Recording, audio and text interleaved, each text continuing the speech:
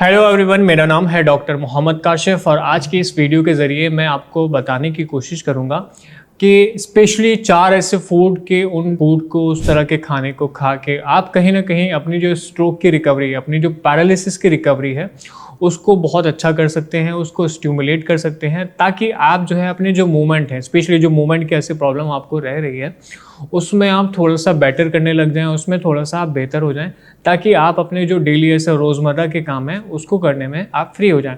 अब किस तरह के फूड हैं, देखिए सबसे पहला जो हो गया वो है आपके कुछ फ्रूट्स और वेजिटेबल्स स्पेशली अपनी डाइट में शामिल करिए। जो सीजनल हैं उनको शामिल करिए, फ्रूट्स में बेरीज वगैरह आप लेना शुरू कर दिए। खास तौर पर स्ट्रोक के पेशेंट होते हैं उनको बहुत फ़ायदा इससे पहुँचाती हैं। अगर वेजिटेबल्स की मैं बात करूँ तो आप जो हरी सब्जियाँ हैं जितने ऐसे हो सकते हैं हरी सब्जियां लेना शुरू करें फ्रूट्स और वेजिटेबल्स के लिए। हमने स्पेशली एक डेडिकेटेड वीडियो बनाया कि किस तरह के फ्रूट्स हैं, किस तरह की वेजिटेबल्स हैं जो आप अपने खाने में शामिल कर सकते हैं, जिसको खाने की वजह से आपकी जो रिकवरी है वो बेहतर हो सकती है बजाय उनको ना खाने का। अगर आप मान लिया नहीं खाते तो हो सकता है कि वो आपकी रिकवरी उतनी ज़्यादा ना हो पाए, उतनी हैम्पर रहे, प्रभावित रहे। तो कोशिश करेंगे कि फ्रूट्स और वेजिटेबल्स अपनी डाइट में शामिल रखें। दूसरी जो चीज़ है वो है आपकी फ़िश में जो जिस तरह के एलिमेंट्स मिलते हैं, ओमेगा एसिड्स ऐसे मिलते हैं, वो किसी भी पेशेंट के लिए, स्पेशली स्ट्रोक जैसे पेशेंट के लिए, पैरालिसिस वाले पेशेंट के लिए बहुत अच्छे होते हैं। उनकी रिकवरी को बूस्ट करते हैं, उनकी जो मूवमेंट है उसको कहीं ना कहीं रिकवर करने में, ब्रेन को स्पेशली ऐसे न्यूरोप्लास्टिसिटी को बेहतर करने में मदद करते हैं। तो जितने ऐसे हमारे पेशेंट हैं वो फ़िश अगर अपनी डाइट में शामिल कर सकते हैं तो वो फ़िश को शामिल करें, ताकि उनकी रिकवरी जो है वो अच्छी से अच्छी हो सके। अब तीसरा जो फूड है वो है आपका मोटा अनाज, यानी आपका होल ग्रेन। जब आप मोटा अनाज लेते हैं तो कहीं ना कहीं उसमें बहुत अच्छी मात्रा में फाइबर होता है, हाई फाइबर होता है, अच्छे विटामिन्स होते हैं, अच्छे एलिमेंट होते हैं।